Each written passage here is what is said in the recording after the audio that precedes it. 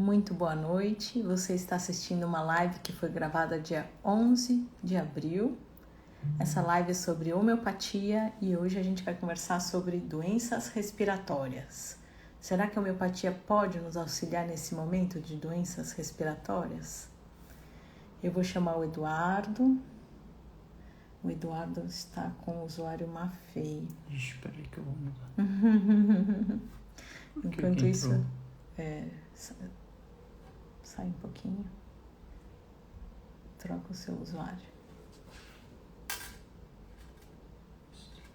Em cima. Só um minutinho que eu tô adicionando o Eduardo.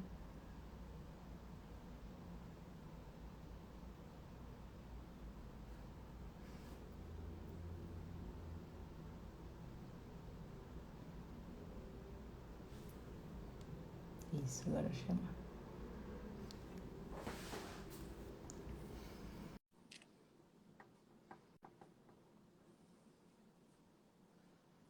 O Eduardo tá entrando.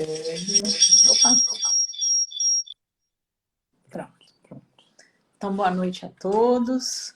Hoje a gente vai conversar sobre doenças respiratórias. Tá chegando aí o frio e algumas crianças já começam a apresentar doenças respiratórias, os adultos também. Então, como sempre, o tema de hoje é como a homeopatia pode auxiliar nesse momento, mas não vamos ficar presos a esse assunto.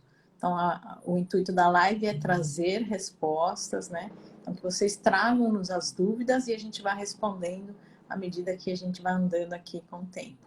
E nos momentos que a gente estiver aguardando as dúvidas, a gente vai conversando sobre o tema. Então, vamos voltar naquele assunto de sempre, né? O que é doença? Nós temos uma energia que dá vida ao nosso corpo, que a gente chama de energia vital. Essa energia, quando ela entra em desequilíbrio por algum estímulo externo, ela entra em desequilíbrio, ela manifesta a doença. E qual é o intuito da medicação homeopática? Estimular essa energia vital a se reorganizar e parar de manifestar sintomas. Então, o Du vai conversar um pouquinho mais com a gente sobre isso hoje. Eu acho que a gente já até comentou, né? Mas acho que Importante. e a gente vai repetindo e talvez facilite, né? Também a nossa explicação. Então, a energia vital, a gente não... Acho que até um dos intuitos nosso é quebrar um pouquinho dessa visão um pouquinho mística, né? Que o pessoal tem quando a gente fala de energia e começa a pensar em alguma coisa muito abstrata, né? Mas a energia é essa grandeza escalar, né, que não tem direção. E a Vitória conseguiu entrar, né? Legal. Bem-vinda, Vitória. Cida também deu boa noite. Tudo bem, Cida? Então, a energia é essa grandeza escalar, não tem direção e é uma potencialidade, né? Que a gente pode utilizar aí para fazer o trabalho, né? E pode ser de várias maneiras o trabalho. Pode ser a luz, pode ser um movimento de um motor, pode ser... Enfim, e a energia vital é a energia da vida, é só isso, só, né? E a gente não precisa ficar elucubrando demais, enfim. A planta faz fotossíntese e guarda essa energia luminosa numa energia química, a gente pega essa energia química e o nosso princípio vital, pode dar um nome, né, que cada um queira, espírito, não sei, princípio vital, também não, de maneira nenhuma, né, é uma visão mística, é apenas algo que organiza, né, a matéria tem um propósito, tem uma finalidade, né, que existe uma diferença, de novo, né, entre os átomos e as moléculas que estão na natureza, servindo para outros propósitos, né, não que a finalidade deles seja essa, né, mas enfim, o fato é que a gente tem uma organização, né, biológica e que serve a um determinado fim E como a gente sempre está repetindo aqui na live,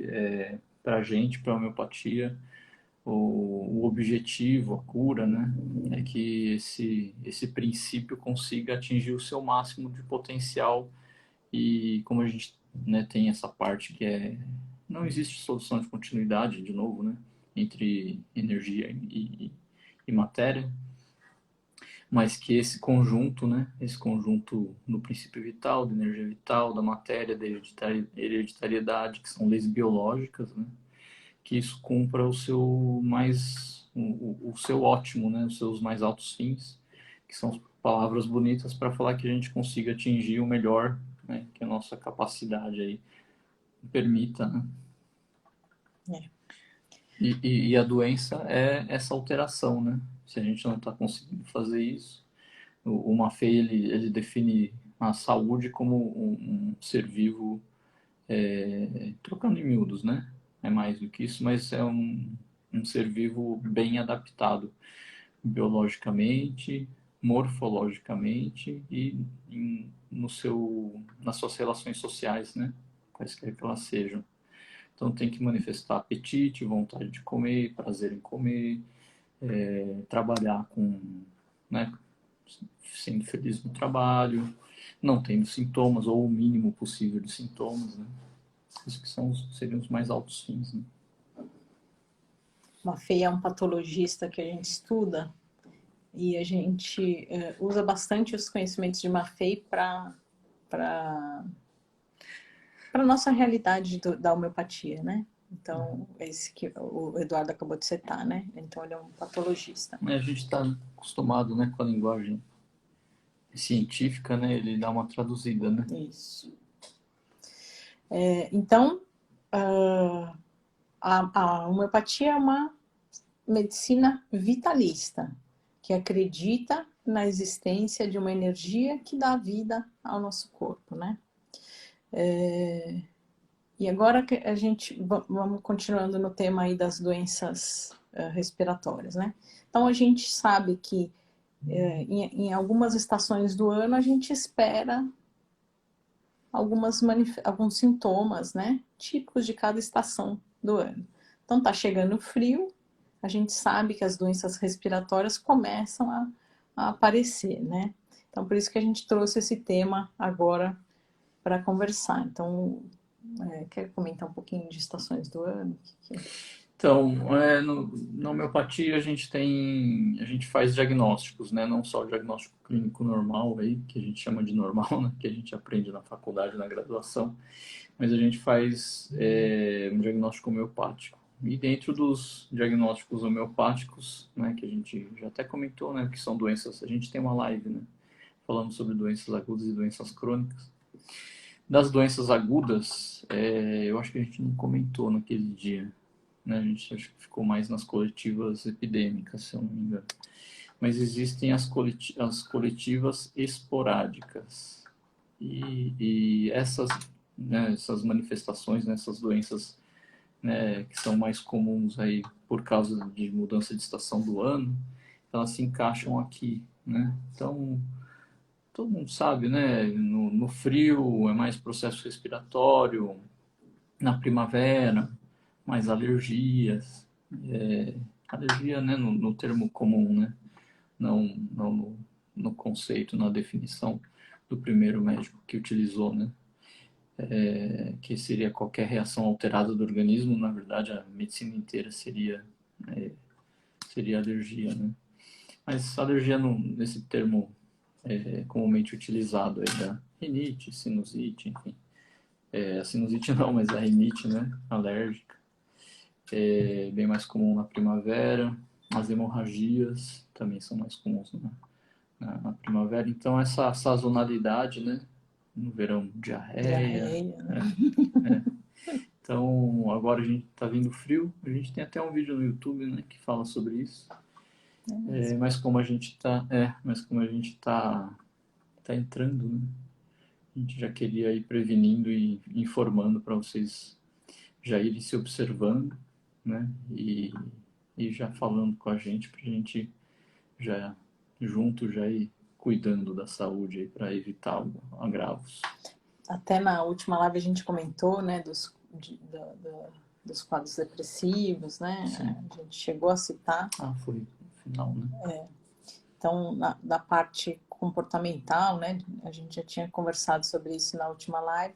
E agora a gente traz, então, os quadros agudos, né? A atenção aí para os quadros agudos. Então, o tema de hoje vai ser essa atenção para os quadros agudos. Beijo, mãe. Tô vendo você entrar. Então, por que isso me trouxe? Por que eu tive vontade de falar isso nessa live de hoje, né? Eu faço parte de vários grupos, né, de amigas, né, tem a amiga da escola, os amigos da faculdade, os amigos de vários locais, né, e eu percebo que o tema atual está sendo, puxa, está chegando o inverno e a criançada está procurando pronto-socorro por quadros respiratórios, né? E aí uma mãe consola a outra, puxa, é isso mesmo, mas fica tranquila, a gente já está acostumada, chega o inverno e as crianças vão parar no pronto-socorro toda hora mesmo. E eu fico pensando, meu Deus do céu, né? Será que precisa pensar assim mesmo, né? Ou então eu tive algumas mães que falaram, ai, eu queria que meu filho começasse escola, mas está chegando inverno, então meu pediatra orientou a não entrar na escola porque vai ficar muito doente, então é melhor não entrar na escola. Então, eu queria que a gente conversasse sobre como a homeopatia pode ajudar, né, nesses quadros respiratórios. Eu acho que a gente podia fazer aquela primeira pausa, nos 10 Repetir, né? Eu minutinhos, repeti. tá? Então, Só fazendo aquele resuminho para quem acabou de entrar, como sempre a gente fala, tragam-nos as dúvidas, independente do tema. Hoje tem bastante gente nova, mesmo perguntas que vocês achem que, nossa, é uma pergunta muito boba, para a gente é importante qualquer tipo de dúvida que vocês trouxerem. Então, o grande objetivo da live é responder dúvidas de vocês. E enquanto vocês não trazem as dúvidas, até agora ninguém trouxe nenhuma duvidazinha para ajudar a gente. Então, enquanto vocês não trazem as dúvidas, a gente vai falando sobre um tema. E hoje a gente escolheu temas de doenças respiratórias porque a gente está percebendo que no nosso entorno as pessoas estão falando bastante e a gente queria trazer como a homeopatia pode auxiliar, né, neste momento. Acho que a maioria, muitas pessoas não sabem a imensa ajuda que a homeopatia pode nos trazer, né?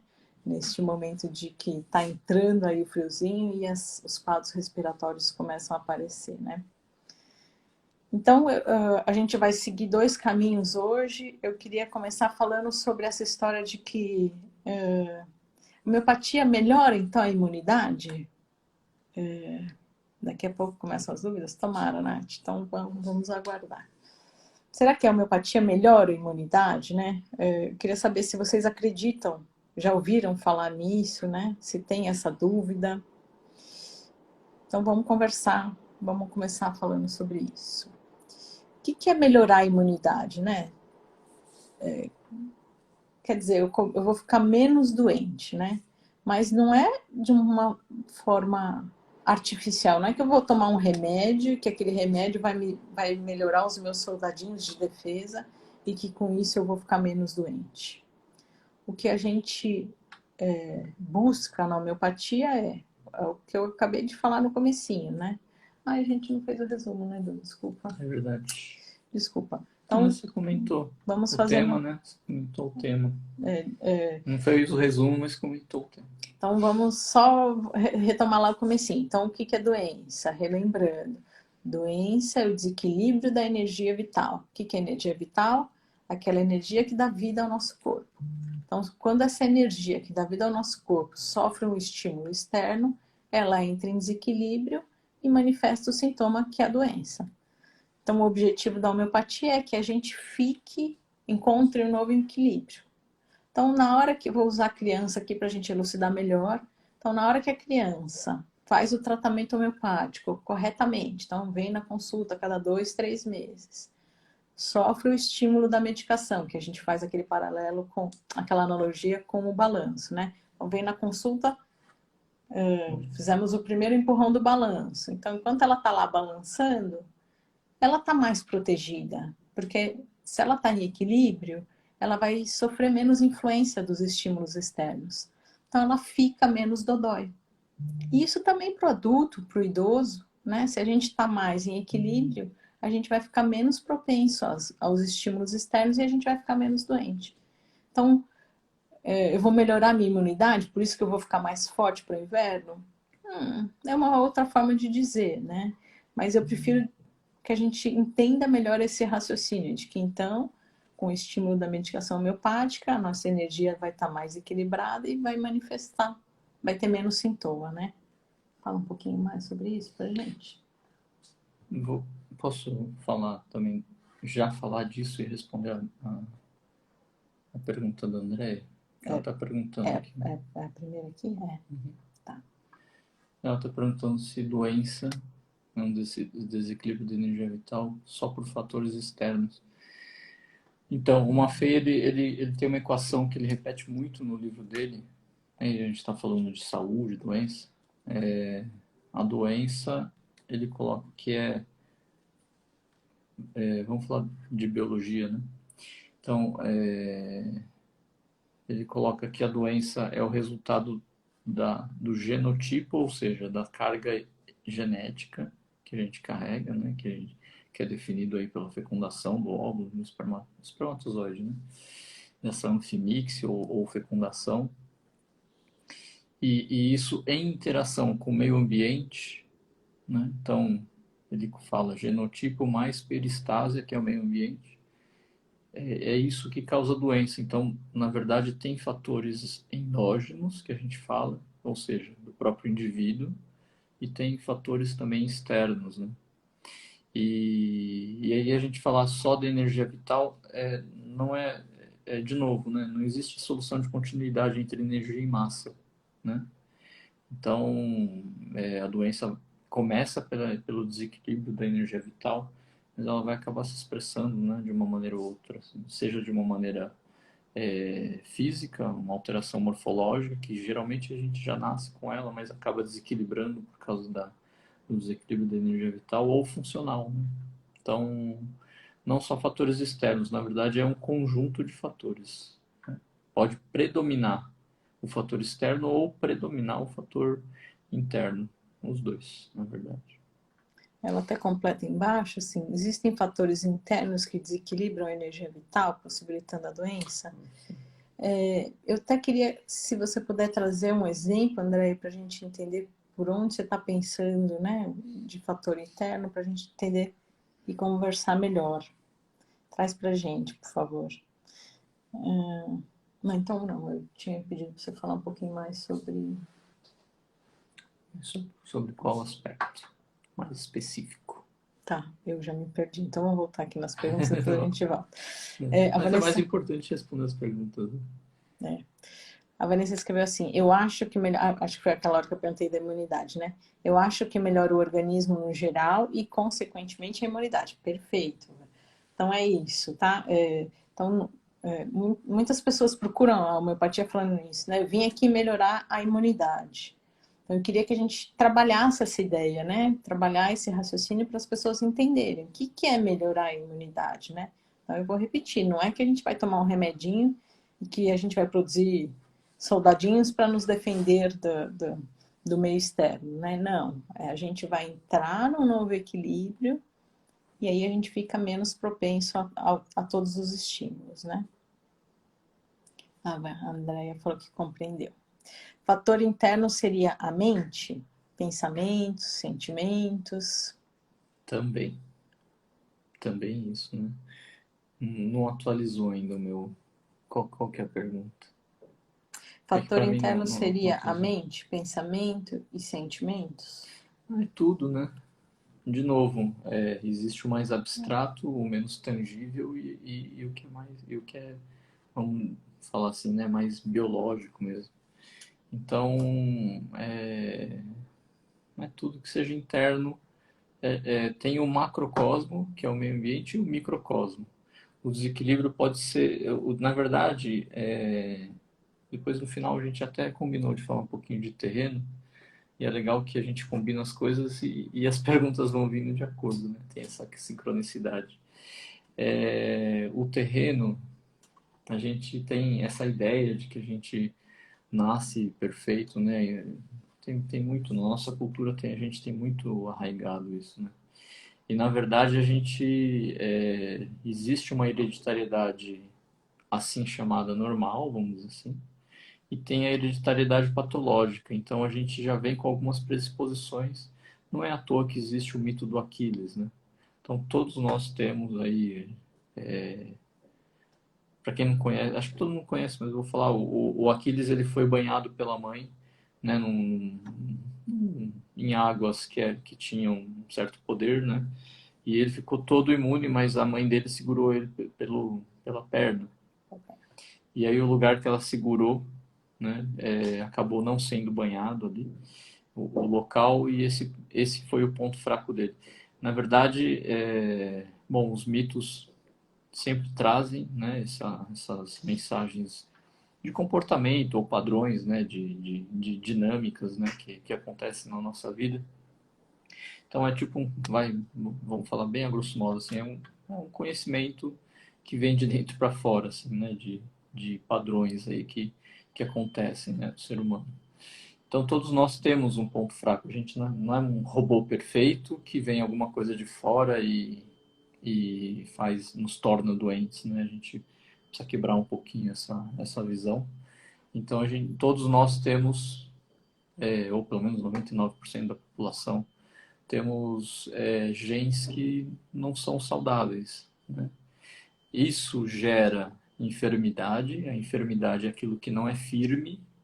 Então, se ele não é firme, ele desequilibra com uma facilidade maior.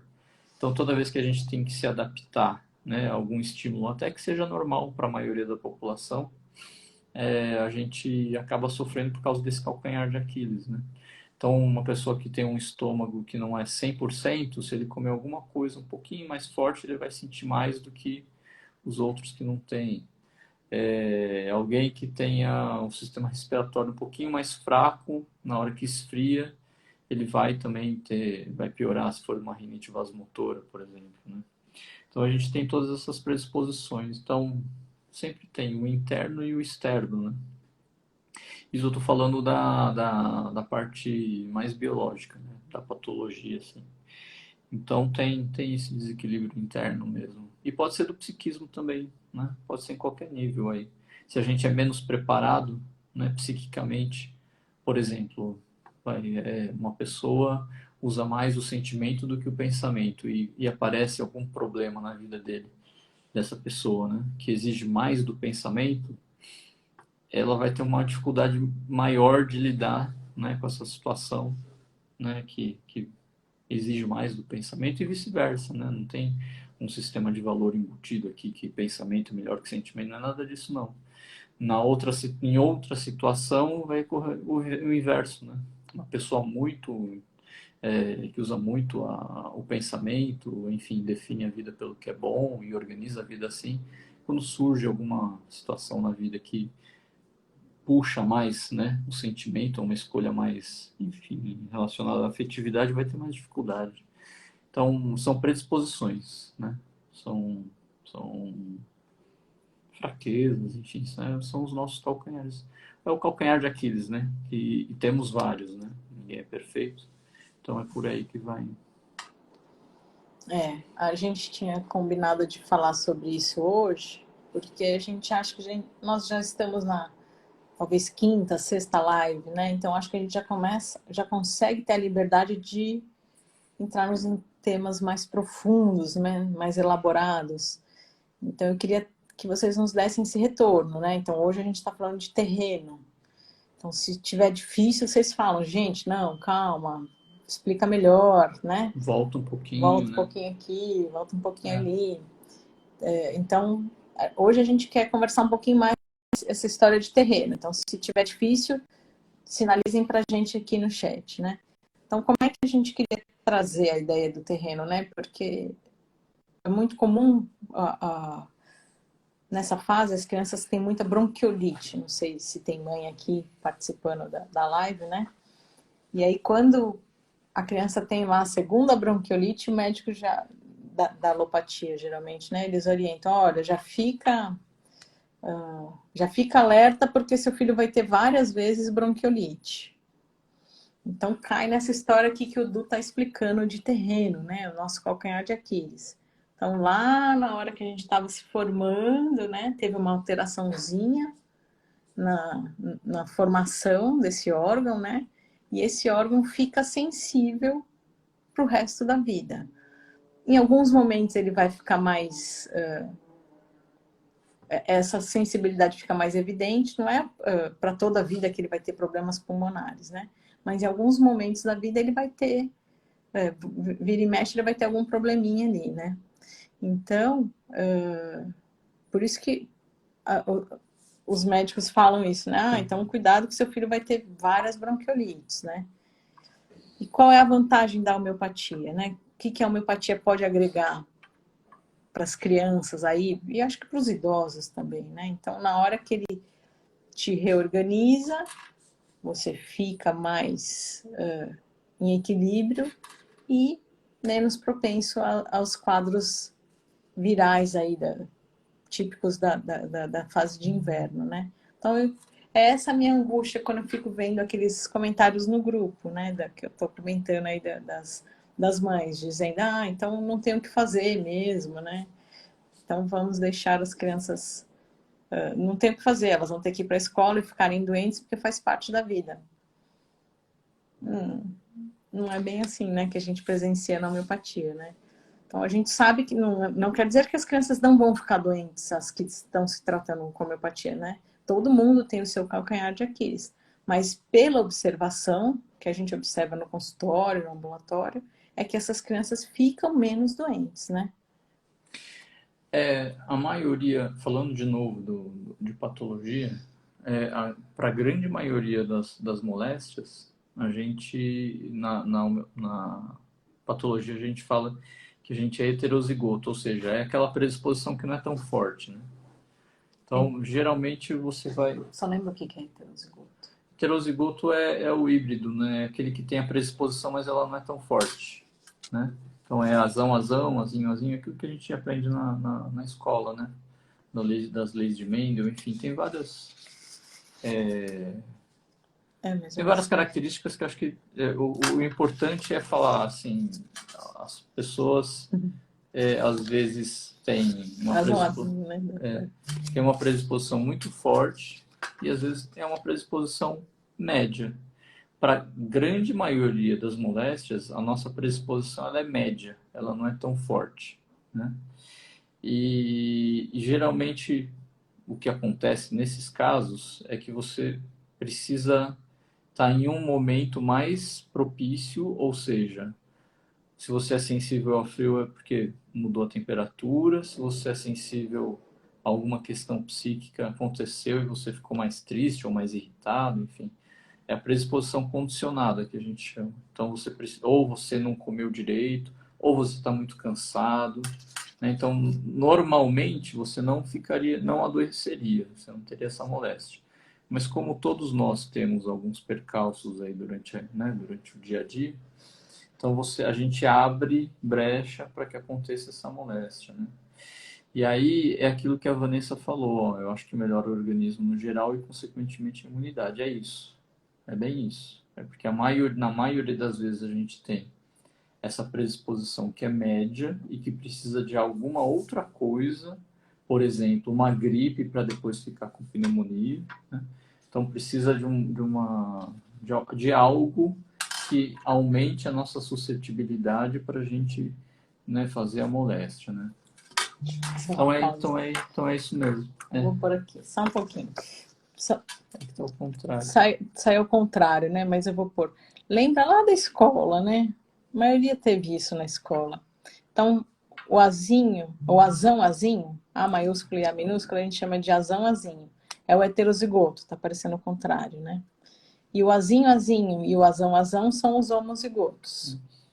Então, o heterozigoto, é isso que o Eduardo está explicando. Que tem essa predisposição média, né? Chama assim, né? Vamos fazer uma analogia com o que a gente vivenciou agora os últimos 2 anos, o Covid. Então, os homozigotos tinham aqueles que tinham a doença e nem nem... Podia ser jovem, não podia nem ter nenhum fator de risco, né? E o que você falou? E acaba falecendo. Esses Isso. são os homozigotos para moléstia, É. né? E o heterozigoto, já vamos direto para o Que é a heterozigoto. maioria, né? Que é a grande maioria, mas É aquele que teve a doença, mas teve um quadro leve, moderado, só era grave, só foi grave quando, né, tinha idade avançada, ou algum alguma, distúrbio ou metabólico, algum de base, né? ou alguma doença pulmonar prévia, né? Ah, então a grande maioria da população é heterozigoto, que é o azão-azinho. Então ele tem uma alteração, mas ele passa por aquela patologia, né? É isso que o Eduardo está falando do heterozigoto, né? Então, Não, e é isso. Acho que a analogia, que eu acho que não é muito precisa, mas nenhuma analogia, eu acho que acaba. Todas as analogias acabam tendo, né, algum probleminha, né? Não é perfeito. Mas, de novo, voltando aqui para o comentário da Vanessa, é como se você tivesse um exército.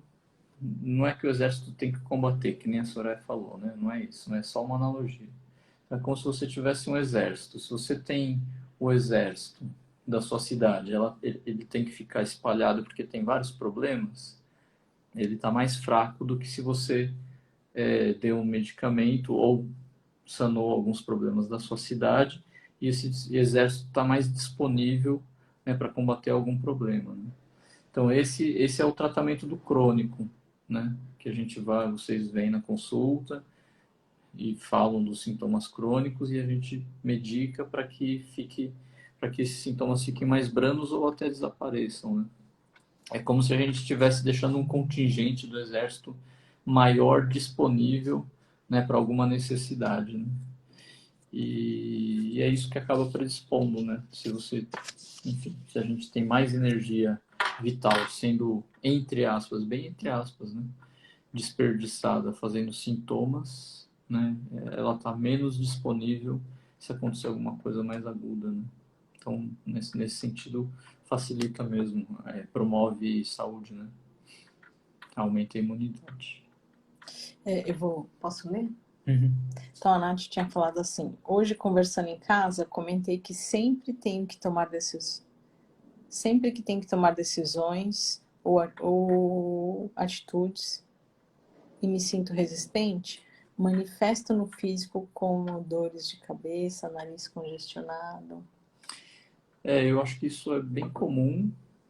Acho que a diferença é que algumas pessoas né, que têm um poder de observação mais sutil e mais bem trabalhado, eu acho que elas conseguem fazer essa relação, né? Mas não é por temperamento ou por falta de autocuidado ou não saber se observar muito, porque a gente não é treinado para isso, né? A gente tem que ressaltar isso, não é que é uma falha de caráter, não é isso. É que a gente não é treinado para isso também, né? A sociedade não, a cultura atual não prioriza isso. Então, eu acho que sim, essa relação sempre tem. É importante que se faça autoconhecimento, é importante, né? Se a gente for falar da parte material, quando você sabe que um alimento faz mal para você, você evita, né? E para quem se observa bastante, tem um autoconhecimento aí da parte psíquica, também evita situações, né, que o seu temperamento não comporte, mas trabalha para se fortalecer, né? E o fortalecimento psíquico não é ir contra algo, não, né? É autoconhecimento, respeito. Quanto mais você se respeita, você mais respeita o próximo, né? Então você consegue se adequar. É a adaptação comportamental, né, que a gente estava falando. Então você consegue se adequar em situações até mais adversas, né?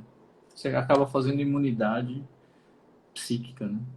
Uma higiene mental para situações que antes você não conseguia lidar. E até aqui cabe um comentário, que aí esse, essas indecisões, né, emocionais vão manifestar em órgãos Que tem a ver, né? Em órgãos de choque, entendeu? Não, eu ia falar Não, que tem a ver com hereditariedade, né? Isso. Então, por exemplo, a Natália, o órgão de choque ali dela, né, são onde ela manifesta os sintomas dela. Então, outra pessoa pode ser, eu tenho dor no estômago. Então, sempre que me acontece alguma coisa, eu manifesto uma dor no estômago. Por quê? Porque meu órgão de choque que é o calcanhar de Aquiles, que é né? o calcanhar de Aquiles, é o meu estômago, né? Nesse exemplo que eu estou dizendo, né? Então, houve lá Então, voltando nessa explicação do Eduardo, houve lá no momento da formação uma alteraçãozinha que esse órgão não veio tão bem formado e que ele vai manifestar sintoma toda vez que houver aí Toda vez não, né? Em cada fase da vida vai ser um órgão, mas quando houver um desequilíbrio da energia, ele quem vai manifestar. Então, tem gente que já sabe, toda vez que eu passo por um estresse, eu vou ter dor de cabeça. Toda vez que eu passo por um estresse, eu vou ter dor no estômago, que é o calcanhar de Aquiles. A André falou, oba, temas mais elaborados. Vamos, a André é Legal. ótima.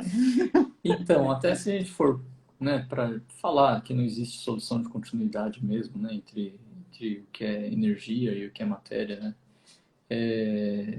Essa energia da vida, que é o metabolismo vem do etimologicamente falando, significa transformar, né? E o que é o metabolismo? A gente vai transformando o que é do ambiente para a gente poder utilizar. O órgão que ficou mal formado, com atraso ou uma parada do desenvolvimento, o problema dele é metabólico, né? Então, você não consegue fazer aquilo que o órgão, entre aspas, deveria fazer, né, no seu organismo, ou pro seu organismo, né? Isso cria uma fragilidade, né? Então, se está tudo bem e você é heterozigoto, você consegue compensar isso e vai funcionar muito bem, né? Agora, a partir do momento que você tem a partir do momento que você tem algum problema ao qual você seja sensível, né? Isso é onde o elo fraco da corrente, né? Então, ele metabolicamente ele não consegue dar conta se for exigido 120% do funcionamento dele, né? Ou 100%, enfim. Se você exigir demais, é ali que vai, metabolicamente falando, né? A célula não vai dar conta, né? A Vanessa falou, aula de genética hoje. É porque a gente está falando de terreno. Acho que matei essa aula. Boa, tem uma vaga lembrança. Então, fala pra gente se ficou clara essa história do azinho, azinho, azão, azinho, azão, azão, tá? Se a gente conseguiu expressar aqui a ideia do heterozigoto e do homozigoto. Vou falar da analogia, então. Então, Então, todo o nosso corpo é feito de células, né? E aí, o núcleo da célula é como se fosse um livro de receitas. Então, na nossa cozinha, só pode ser feito aquelas receitas que estão no livro de receitas que estão no núcleo. O citoplasma da célula é como se fossem as bancadas, né, da nossa cozinha, e é onde vai ser ali, a gente vai pegar um alimento, outro, vai cozinhar, ligar, temperar, enfim. Mas segundo essas receitas, né? E tem os cozinheiros ali na célula também, enfim, as organelas, né? Algumas organelas acabam cumprindo esse papel, vão lá, copiam a receita né? Que estão lá no livro de receita, elas copiam, trazem para o citoplasma e depois vão juntando ali para fazer as proteínas, né?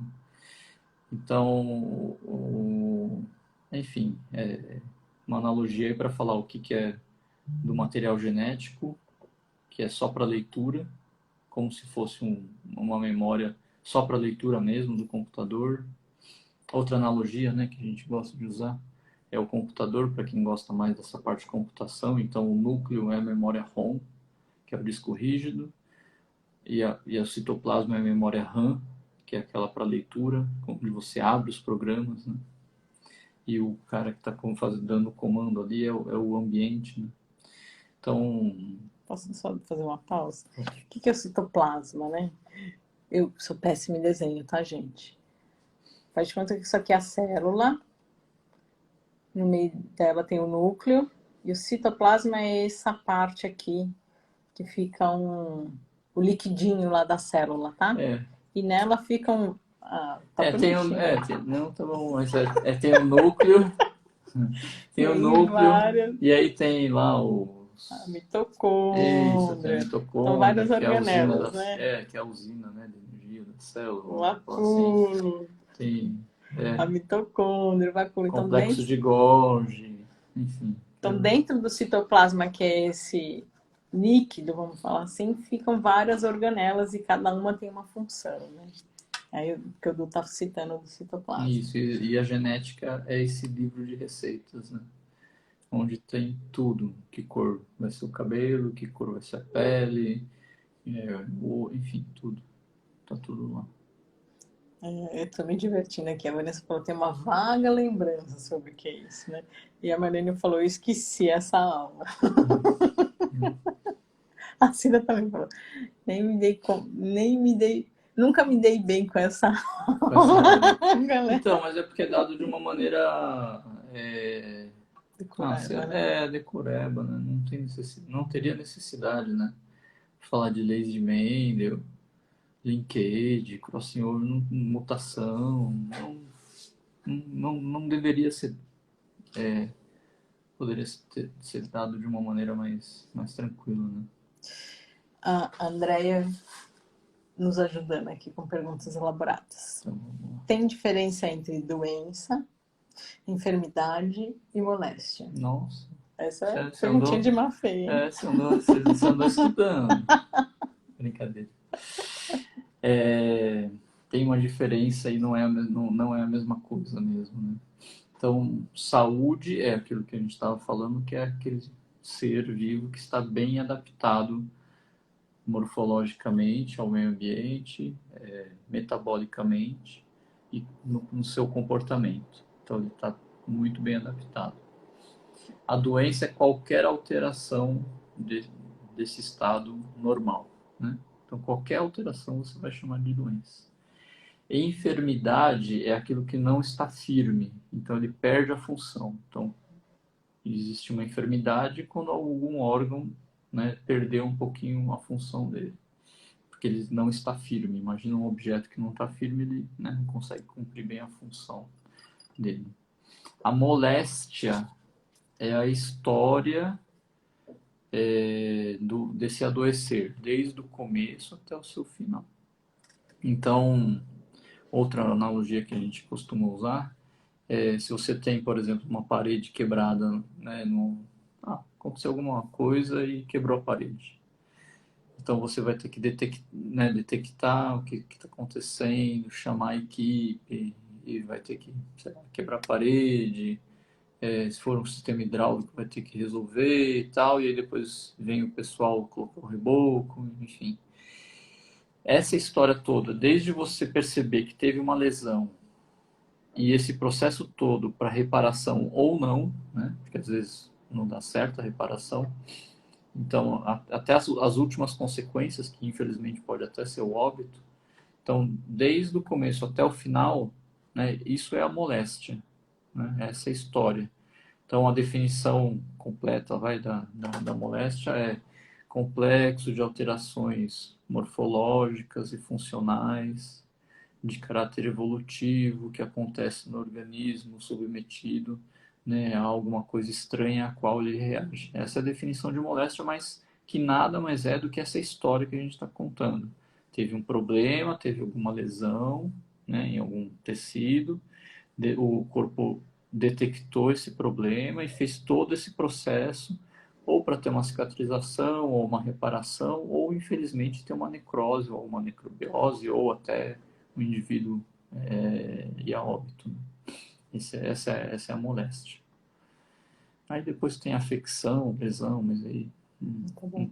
não precisa. Tá bom. A Vanessa até fez aqui um resumo. Azão, azinho igual a heterozigoto, que é a maioria. Isso, tem uma predisposição leve. isso, Azão e azinho é o homozigoto. isso. Bom. Então, aí tem o homozigoto É. dominante ou recessivo, né?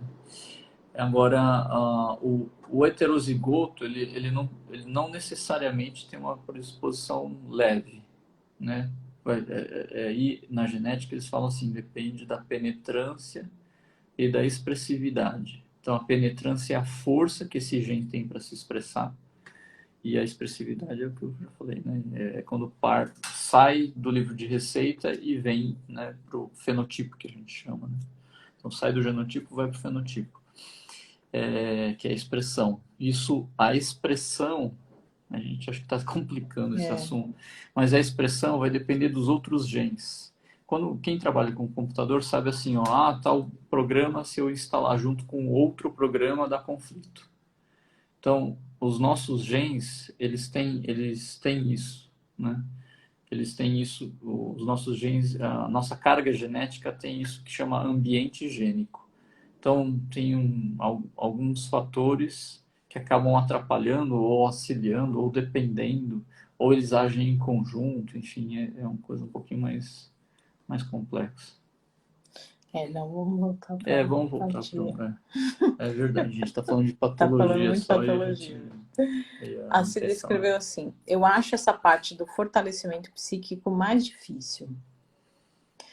Cida, eu acho que a vida nos convida a trabalhar o que a gente precisa trabalhar. Então, a doença sempre é um convite para a gente amadurecer, entendeu? Então, tudo que a vida te convidar a amadurecer, eu te aconselho a trabalhar, porque é uma forma, né, da gente evoluir. Esse é o grande objetivo, né? Principalmente porque, ela continua, né? Principalmente porque a parte respiratória envolve o sentimento. Não dá para separar. A gente separa para estudar, mas não dá para separar o que é psíquico do que é físico. Você tem razão, sim.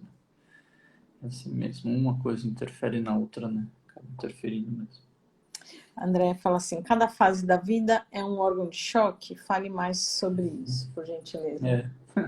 Legal.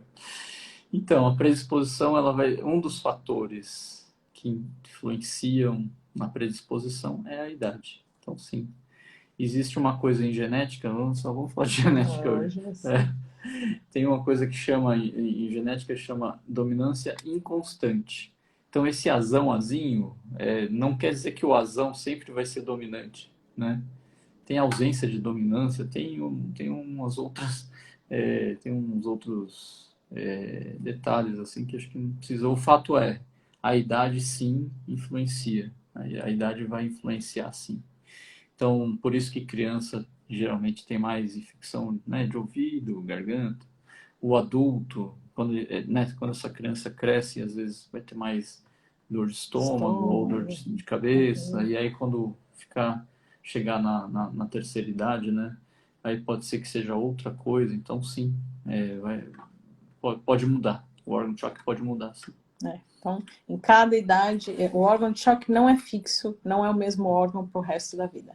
Então, todos aqueles que tiveram alguma malformação lá no comecinho da vida, né, e vai se manifestar depois, é o órgão de choque. E não existe um órgão de choque. Então, cada um tem o seu órgão de choque e em cada momento da vida vai ser um que vai se manifestar, né? Então, é extremamente individual, tanto para cada pessoa quanto por momento da vida. Mas a grande questão foram aqueles órgãos que tiveram a malformação embrionária lá no momentinho não, coisa de pediatra, lá no momento da formação. Isso. Hoje a gente não pode falar nenhuma besteira, porque a Fernanda acabou entrou. De entrar, né, gente? Fernanda é a nossa... A Fernanda é a nossa parceirona. Grande amiga, parceira, enfim, então hoje é... Sabe muito de homeopatia. Hoje a gente não pode cometer nenhum deslize. A Vanessa escreveu assim: agora fica a pergunta para minha mãe que me fez. Sou um heterozigoto? Como é que é? Só um heterozigota, a Sandra da A pergunta. gente é heterozigoto para algumas coisas, homozigoto para outras. Então, Não é, a gente não é uma coisa só. é, Para cada coisa a gente é azão, azão, ou é, azinho, azinho. Então vamos fazer de conta. A cor dos olhos, verde deve ser azinho, azinho. Entendeu? A cor de cabelo loiro deve ser azão, azinho. Entendeu? Para cada coisa, então a gente é uma diversidade, né? graças a Deus. Nossa, a Nath falou, nossa, eu amava essas aulas. Nossa, Nossa, que milagre, legal. que gostoso É. isso. Ah, Vanessa. O citoplasma é onde acontece o metabolismo? O metabolismo é a transformação, né? Então, a grande. É. Ela completa assim. É. Onde ficam também os radicais livres? Ah, meu Deus. Também. Está muito nerd É, hoje, ela falou. tá muito rebuscado, né? Mas é. Legal, mas é isso mesmo. Li Serafine. Só falando um pouquinho. O metabolismo, na verdade, acontece o tempo inteiro em todas as partes, né? A gente, a gente não tem como, de novo, não tem como separar, né? Então, a digestão tem a ver com a assimilação, que tem a ver com a desassimilação, tudo isso aí faz parte do metabolismo, desde o tubo digestivo, desde a ingestão, na verdade, desde a alimentação, que é a escolha do alimento, né? Até lá na desassimilação, então tudo isso aí a gente não consegue separar, né? Posso ler? Pode. Então, eu não sei o nome. Li Serafine. É a Eliane Serafim. Fico com a rinite muito atacada quando fico no ar-condicionado. Pode ser alergia? Então, Pode ser um monte de coisa. alergia é qualquer reação alterada do organismo. Então, com certeza é alergia, se for pegar a definição De original, né? bactéria. Original, né? Então, pode ser um monte de coisa aqui, né? Na verdade, se for fazer um diagnóstico clínico, você está descrevendo uma rinite vasomotora, né? Aí não seria a alergia do padrão, né, que a gente está falando. Mas, sim, é uma alergia também. A Andrea fala assim, a doença está dentro do processo de moléstia? A moléstia está dentro da doença. A doença é qualquer alteração, né? A moléstia é uma alteração. É a evolução. A doença pode causar enfermidade? A doença, sim. Na verdade, a moléstia, dependendo de qual for o resultado, vai deixar uma enfermidade, né? Você pode nascer com uma enfermidade também, né? Pode ser hereditário. Geralmente é hereditário, na verdade, né? Mas aí começa a confundir tudo. Aí começa. Que a enfermidade é alteração, né? De uma função. Então você pode nascer, né, com algum problema de refração, né? Isso você tem uma enfermidade, né, nos seus olhos. Enfim, aí começa. Tá. Deixa eu terminar de ler, porque a gente já está apertadinho, de verdade. Agora chegou a patologia, é verdade. A Cida escreveu, mas eu acho que confundi as coisas no assunto. Eu não entendi. Mas ela entendeu depois. Então ela falou que ela Tá. entende. Não, porque não expliquei. Não Mas estou ela falando do entendeu. lado psíquico, mas sim respiratório. Tá bom. Mas a gente separa, a gente já falou, né? Mas a gente separa para entender melhor. Mas no final, corpo e mente funciona tudo ao mesmo tempo. Então, eu acho que, fechando aqui o assunto, né, das doenças respiratórias, a gente falou bastante de patologia hoje, mas eu acho não, o que realmente, o que nós queríamos trazer hoje é que a gente queria corrigir essa forma usual que as pessoas falam, a homeopatia melhora a imunidade. Então, eu queria que ficasse mais elaborado esse conceito de imunidade, né? Então, a medicação homeopática age nesse desequilíbrio que a energia vital está apresentando, e aí na hora que a gente assume um novo equilíbrio, a gente manifesta menos as doenças. Então, ajuda para as crianças que estão indo para a escola? Sim, porque elas vão ficar menos dodóis. Ajuda para um idoso entrando nesse inverno? Sim, porque ele vai ficar menos dodói. E para nós, adultos, também a gente acaba ficando menos doente também, né? Então, A homeopatia pode ajudar demais neste momento. Quer finalizar com alguma... Opa, Não. Espera só um pouquinho. A Eliane? Eliane Serafini. Eu também confundi um pouco o assunto, porque pedi uma parte da live. Depois vejo na Tá bom. íntegra. Tá. Mas é detalhe, viu, Eliane? A gente falou sobre a diferença entre doença, moléstia e enfermidade. Faltou falar de afecção, lesão. Mas isso, para quem estuda, é legal. Isso, assim, não sei se vale tanto assim. É importante a gente passar a ideia do terreno, né? Essa ideia do terreno de autoconhecimento, né? Para a gente se conhecer e procurar o que faz bem e evitar o que faz mal. Acho que era um recado mais abrangente, eu acho. A Nath perguntou assim, qual a melhor forma para falar para alguém que não sabe o que é homeopatia? Sobre a imunidade? Eu imagino que seja isso que você está perguntando, né? Né? Você acha que é isso que ela está perguntando? Acho que sim. Se for isso, Nath, a melhor forma de dizer é que é isso. Você melhora Puxa vida. Eu comecei a ler aqui as mensagens. Tá, então ela falou assim, como é que ela fala para quem não sabe o que é homeopatia? Qual a melhor forma para falar para alguém que não sabe o que é homeopatia? Vou falar o que eu acho. Acho que a melhor maneira é falar, se trata com homeopatia para você sentir o que, né? Quais são os benefícios e o que é de verdade. Não. Porque aí sente, né? Não, que ela tá, eu acho que ela tá querendo dizer assim, não é pra gente falar de imunidade, como é que ela pode falar sem ser melhor a imunidade? Eu acho que te leva a um novo equilíbrio e na hora que você tá em equilíbrio você fica menos doente. Eu acho que essa é a melhor forma de se falar. Mas a Valda concorda comigo, levar no médico homeopata. Ela escreveu. Adorei o conteúdo, obrigada, isso mesmo, exatamente. Que eu falo, tá bom. Então tá bom, gente. Muito obrigada. Se ficou alguma dúvida, tragam pra gente. Pra gente trazer o assunto para a próxima live. Que eu acho que hoje a gente tocou em alguns detalhes mais elaborados e eu fico com receio todo mundo pode fazer pergunta menos a Andréia. Tá ficando muito difícil, viu, Andréia? Você está estudando muito. Mas tragam pra gente. Se ficou difícil, tragam pra gente que a gente dá uma retrocedida. A gente traz com detalhe. Mas se quiserem que a gente fale mais elaborado, a gente também fala, viu? Isso aí. Um grande beijo, bom descanso e até a próxima semana. Tchau. Beijo, gente. Tchau, tchau. Com a live de hoje, já passei pro segundo ano de medicina. Boa. Muito obrigado, casal de médicos. Obrigada. Beijo, Fê. É uma honra, hein? Pelo amor de Deus. Se a gente falou alguma besteira, você corrige a gente no particular. Obrigada a todos, muito obrigada. Fê, desculpe, doutor. Trata o indivíduo como um todo. Muito boa sua frase, Vera. Perfeito. Exatamente. Gratidão por existir, se doar, cuidar, ensinar. Que linda essa frase. Sua generosidade me permitiu. Nossa, quantos comentários gostosos.